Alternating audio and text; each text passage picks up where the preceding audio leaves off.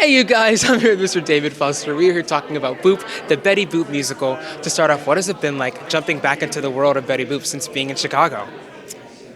It's like we never stopped.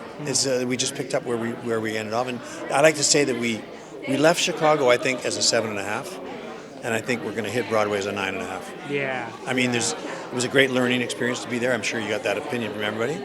Now we're just fixing everything that we didn't like about Chicago, and there was plenty to like, but it was a little rough around the edges. This is going to be incredible. Yes, absolutely. I mean, to be doing Broadway, it's not something you do often, but to be bringing music back to the stage. I know you did The Boy from Oz 20-something years ago, but to be back on Broadway, what has that been like for you? It's been great.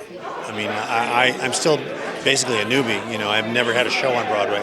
I mean, the Oz show, I just had a song in it. Right. So I wasn't my musical at all, but it's great. I mean, I feel like I belong.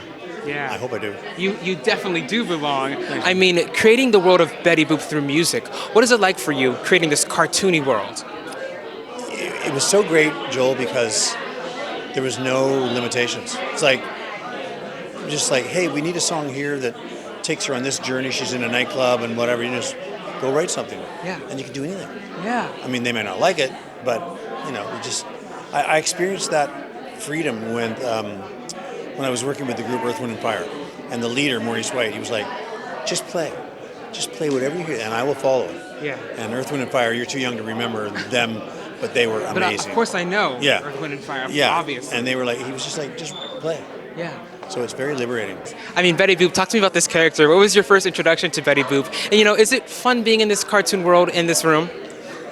This is pretty great. There's a great feeling in here, don't you think? I mean, just look at her. Just look at her. She's Betty an Boop. icon. I know.